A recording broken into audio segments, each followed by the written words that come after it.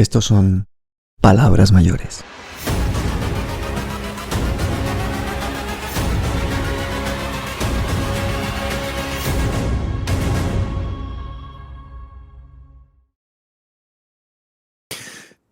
Bueno, César, tercer capítulo. Estamos emocionados esperando qué va a pasar con esa figura emergente que se llama Donald Trump. ¿Cómo se fabrica? ¿Cuál es el mito fundacional? ¿Tú realmente crees que lo que tuvo ese hombre fue un atentado de verdad? Porque hay una cantidad de inconsistencias brutales. Yo creo que sí lo intentaban asesinar, pero es producto también de su mismo discurso. Estos discursos de odio que sí terminan polarizando a las sociedades, y más una sociedad norteamericana que está armada hasta los dientes. Creen ellos también legítimamente que tienen que asesinar a un personaje que es elegido por Dios, en este caso el anticristo para otros, ¿no? Entonces sí está alrededor de una cosmovisión muy distorsionada de la realidad, de un fundamentalismo religioso que se traslada a la política, y yo creo que sí lo intentaban asesinar, pero eso fue un arma que al final terminó siendo contraproducente, porque en lugar de acabarlo, lo convirtieron en el presidente. O sea, tuvo un apoyo absoluto en Estados Unidos. Ese y otros casos también, como Jair Bolsonaro, cuando lo intentaban asesinar, también fue un momento, un detonante que también le dio un levantamiento importante en las encuestas y lo pusieron como presidente. Yo creo que sí. Yo sí, sinceramente, creo que sí fue un intento de... Aquí hemos hecho algún análisis al respecto en el programa. Yo le invito a la gente que los vean, aparte de que se suscriban, de que compartan en este momento este vídeo. Los invito a que vean ese análisis porque sí hay una cantidad de inconsistencias grandísimas en torno a ese atentado. Pero bueno, no podemos esperar más. Vamos a ver el capítulo con César, productor de esta grandísima serie. Disfrútenlo. Welcome the next president of the United States, President Donald J. Trump.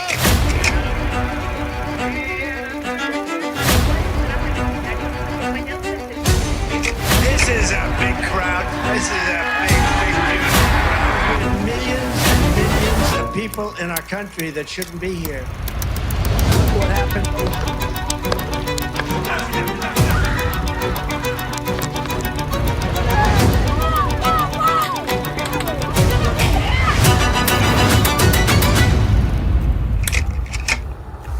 En 2024, durante un meeting en Butler, Trump fue víctima de un ataque con un fusil semiautomático.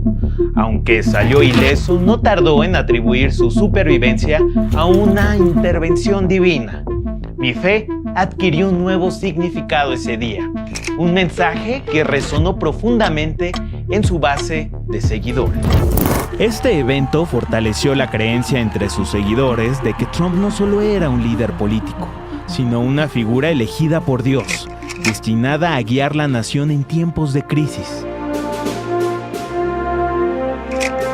A partir de este momento, su campaña se apoyó profundamente en valores religiosos, presentándose como el salvador de los valores judeocristianos frente a lo que él percibía como la amenaza del progresismo demócrata. ¿Es posible que el camino de Trump esté marcado por Dios? Un ejemplo simbólico de esta dimensión religiosa en su candidatura fue la promoción de una Biblia personalizada llamada God Bless the USA, vendida a $60, aunque fabricada en China por solo $3. Esta edición incluía textos fundamentales de la historia estadounidense, como la Constitución y la Declaración de Independencia, junto con la Biblia del Rey Jacob. Un producto que, además de servir como un símbolo, también brinda regalías a Trump.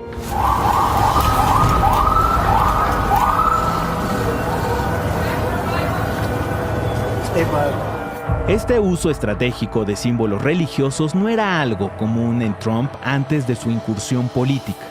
Aunque se identificaba como presbiteriano, su afiliación religiosa nunca había sido especialmente destacada. Sin embargo, su campaña supo aprovechar las sensibilidades religiosas para justificar y reforzar sus posturas polémicas, como las declaraciones sobre los inmigrantes. We have a great country. That's my thoughts. This country in the world. Great.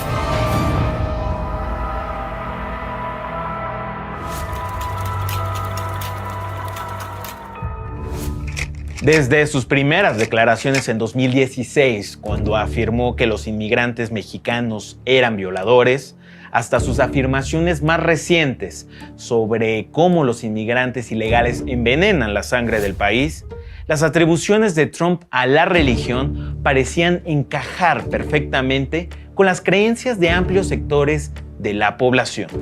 El 34% de los estadounidenses comparten la idea de que los inmigrantes ilegales contaminan el país. Durante la administración de Trump se revocó la sentencia Roe vs. Wade en 2022, un fallo que despojó a las mujeres de las protecciones federales al aborto, un derecho que había sido legalmente reconocido en el país por casi 50 años. En 2024, Trump se convirtió en el primer expresidente en ser condenado en un juicio penal, enfrentando 34 cargos graves relacionados con un pago realizado a la actriz de cine para adultos Stormy Daniels antes de las elecciones de 2016. La acusación fue que el pago buscaba evitar que Daniels revelara detalles sobre un supuesto encuentro sexual. También fue obligado a pagar $83.3 millones a la escritora E. Jean Carroll por difamarla tras acusarlo de violación. La justicia encontró que el mandatario abusó de ella. Trump ha negado todas estas deliberaciones e insiste en ser inocente. La consolidación del poder conservador bajo Trump alcanzó una de sus etapas más formales con la elaboración del Proyecto 2025, un ambicioso plan desarrollado por la Fundación Heritage y autores ultraconservadores. Este documento establece metas claras, por ejemplo, restaurar a la familia como núcleo central de la sociedad estadounidense, desmantelar el Estado administrativo para concentrar más poder en la figura presidencial, reforzar las fronteras y garantizar derechos otorgados por Dios.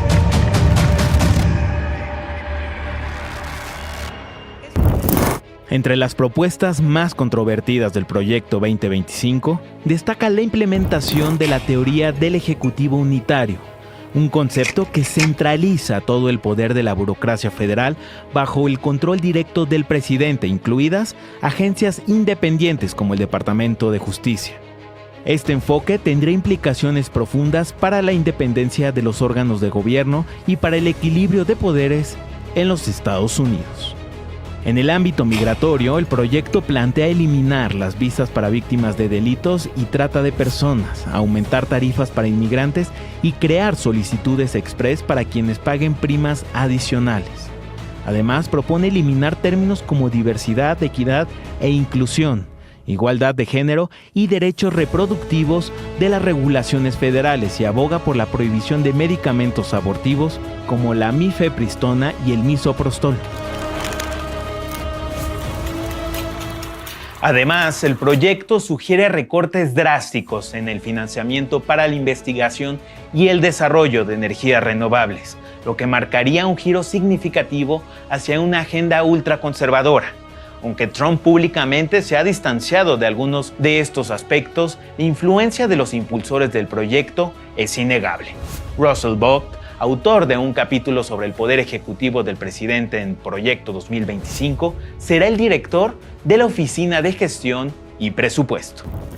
Tom Homan, asesor presidencial sobre seguridad fronteriza y apodado el zar de la frontera, es otro de los colaboradores del proyecto, con una agenda migratoria firme y propuestas radicales. Durante su última campaña, Trump reforzó sus esfuerzos anti-inmigración al describir a los migrantes como una invasión que amenazaba la seguridad laboral de los estadounidenses. Prometió además continuar la construcción del muro fronterizo con México. Kamala Harris se enfrentó a un panorama adverso exacerbado por la desaprobación del 57% a la administración Biden. Problemas como la inflación nacional, el genocidio en Gaza, la guerra en Ucrania y la percepción de deterioro cognitivo del mismo presidente Biden afectaron la campaña demócrata, debilitando sus posibilidades de triunfo.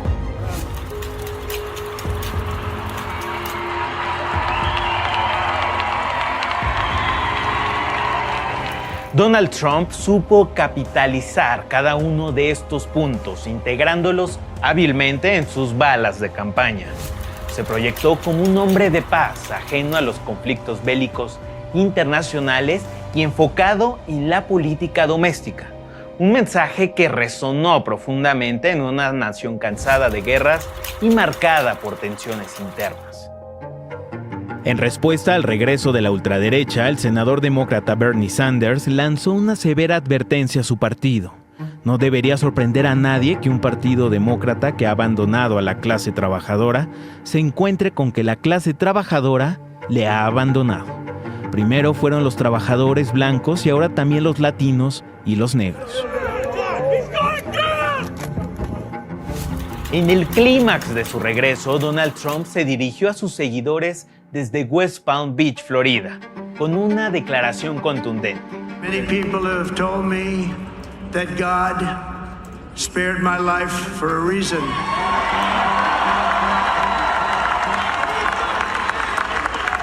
And that reason was to save our country. Así, Trump volvió a ocupar la presidencia. Officially project that Donald Trump will become the 47th president of the United States. He will be going back to the White House.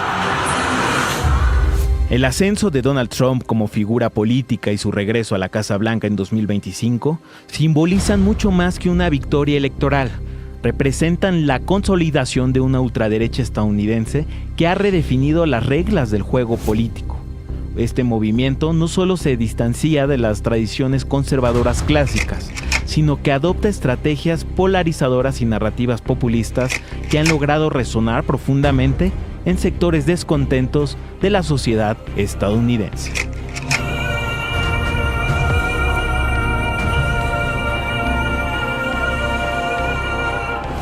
Desde los consejos de su padre, Fred Trump, hasta las tácticas legales de su abogado del pasado, Roy Cohn, Donald Trump ha moldeado un estilo político único, construido sobre la confrontación, la desinformación y la explotación de temores culturales y económicos.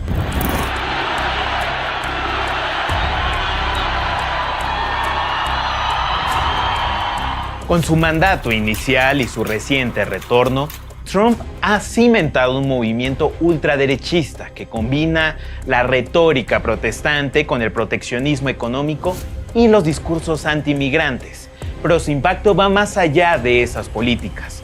Se ha posicionado como una figura casi providencial, el elegido por Dios en los ojos de sus seguidores más fieles. Este relato ha reforzado una conexión casi inquebrantable con su base, forjando una nueva identidad para el Partido Republicano. El regreso de Donald Trump a la Casa Blanca marca un cambio profundo en el orden mundial. Este segundo mandato tendrá implicaciones duraderas en las relaciones internacionales, aumentando la percepción de inestabilidad en el escenario global. Con el inicio de nuevas negociaciones comerciales con Canadá, México y la Unión Europea, el enfoque proteccionista de Trump parece destinado a generar fricciones. Su insistencia en poner aranceles más altos y redefinir términos comerciales pone a prueba las relaciones con algunos de los aliados más cercanos de los Estados Unidos. En política exterior, Trump enfrenta un delicado equilibrio, su compromiso de detener el conflicto entre Rusia y Ucrania, junto con su declaración de ser implacable contra Hamás para garantizar la liberación de rehenes israelíes, proyecta una postura contundente en política exterior. Sin embargo, su cercanía con Vladimir Putin, que dista de las posturas tradicionales de la derecha estadounidense, lo mantiene bajo la vigilancia del FBI, generando cuestionamientos sobre su lealtad y sus verdaderos intereses. La ultraderecha israelí celebra el regreso de Trump como una oportunidad para avanzar con la anexión de Cisjordania, una medida que podría tensar las relaciones con Arabia Saudita, su principal aliado petrolero en la región. Aunque Trump ha insinuado su deseo de buscar un premio Nobel de la Paz, las complejidades de Medio Oriente y las decisiones polarizadoras en su política exterior podrían ser un obstáculo insalvable. Elon Musk y Vivek Ramaswamy han emergido como arquitectos clave en la visión futurista del segundo mandato de Trump, a través de un nuevo departamento de eficiencia gubernamental, buscando la reducción máxima del Estado, mezclándolo con un nuevo supremacismo tecnológico. Musk ha sido señalado por su apoyo a figuras y movimientos controvertidos en el ámbito internacional. Ha defendido públicamente a Jair Bolsonaro en Brasil, siendo acusado por el Supremo Tribunal Federal de usar su plataforma X para promover ideales antidemocráticos. Asimismo, su respaldo al Partido Alternativa para Alemania, asociado con grupos neonazis en Europa, subraya la expansión de una ultraderecha cada vez más conectada e influyente. Desde antes que asumiera su nuevo mandato, Trump provocó movimientos significativos en la región. Con su característica retórica que mezcla sátira y propuestas aparentemente absurdas, ha expresado deseos de renombrar, por ejemplo, el Golfo de México como Golfo de América, anexionar Groenlandia y ejercer control sobre el Canal de Panamá. En Canadá, los constantes ataques verbales de Trump hacia Justin Trudeau contribuyeron a su salida del cargo, mientras que en Groenlandia la propuesta de compra reavivó tensiones diplomáticas con Dinamarca. América Latina, por su parte, observa con recelo el renovado interés de Trump en el control del Canal de Panamá, un símbolo estratégico y económico de la región. La soberanía e independencia de nuestro país no son negociables. La llegada de la ultraderecha al centro del poder global marca un punto de inflexión en la historia contemporánea.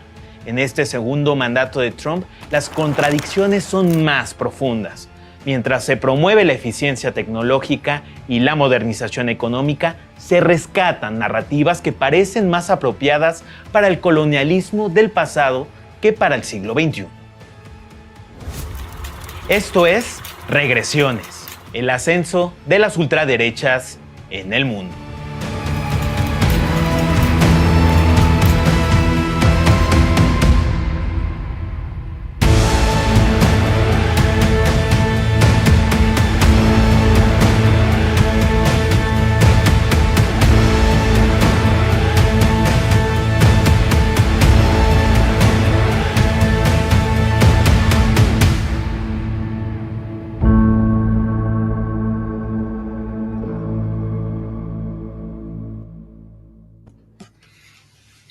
Excelente capítulo. Da miedo ver a ese gabinete de Trump lleno de supremacistas blancos multimillonarios que sin ningún tipo de reparo le dicen al mundo: esto es nuestro, nos podemos tomar lo que queramos. Estos expertos en tecnologías que se han convertido pues en los que dicen qué es verdad y qué no, qué existe y qué no, para dónde vamos. Un Elon Musk que tiene como 6.000 de los 13.000 satélites que circulan alrededor de nuestro planeta, uno de los mayores contratistas de las agencias de seguridad norteamericanas, el hombre más rico del mundo, que con algunas de sus empresas como Neuralink está intentando hacer del transhumanismo toda una ciencia y una actualidad y una realidad.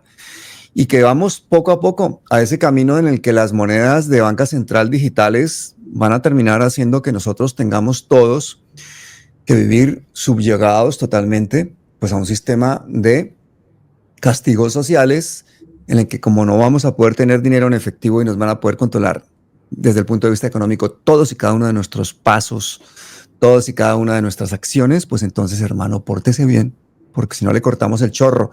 Y eso es lo que nos están diciendo estos tipos. Así que, hermano, me parece increíble que hayamos llegado a esta situación. ¿A ti no te parece surrealista tener que hacer hoy, en este momento, en 2025, un repaso del fascismo precisamente porque se nos ha subido el fascismo al poder en muchísimos países del mundo?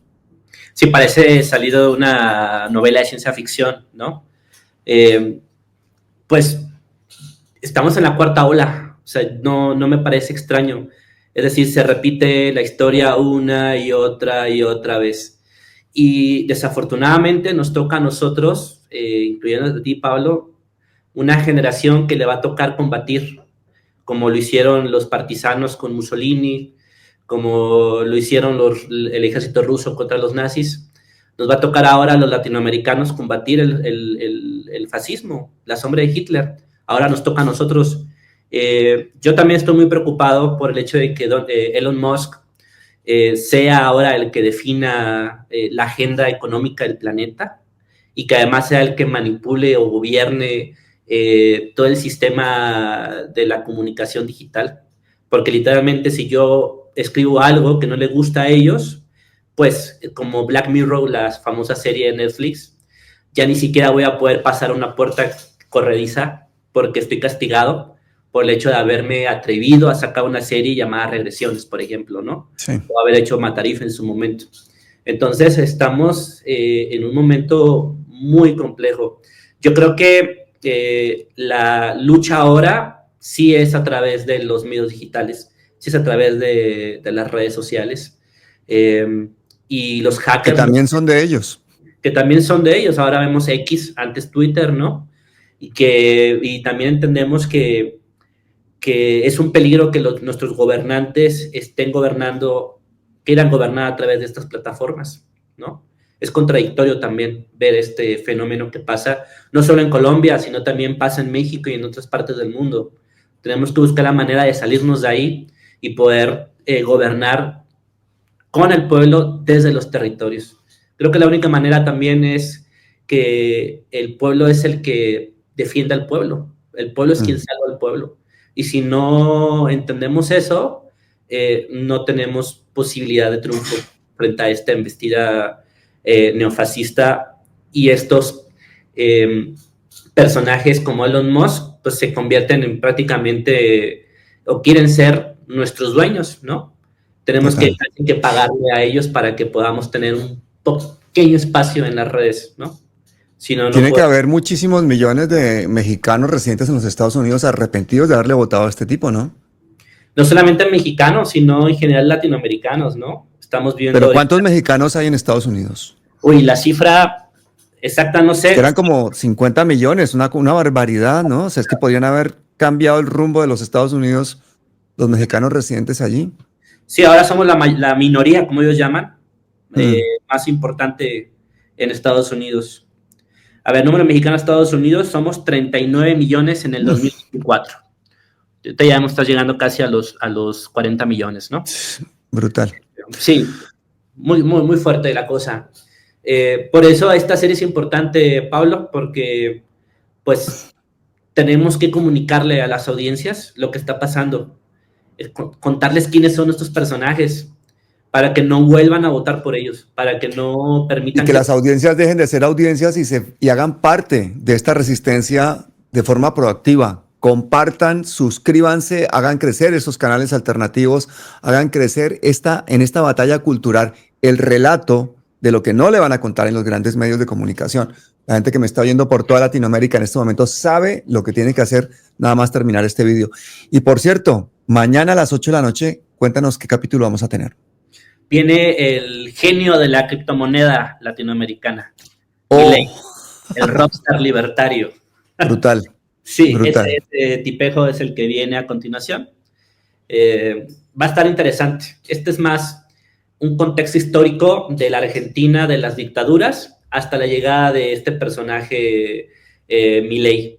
Es bien importante, ya para terminar, que entendamos algo, que es que personajes, bueno, líderes como Andrés Manuel López Obrador lo advirtió, y él dijo que la llegada de las extremas derechas se debe también a que las izquierdas no estuvieron a la altura de la historia. A la altura, totalmente. Tenemos que estar a la altura. Y tenemos Mira, Kamala Harris y el Partido Demócrata Norteamericano, ahí esa diferencia lo dice, por ejemplo, de la derecha, ¿no? En este capítulo, él dice que el Partido Demócrata se convirtió en el partido de Wall Street y dejó a la clase obrera a merced de los republicanos extremistas. Totalmente.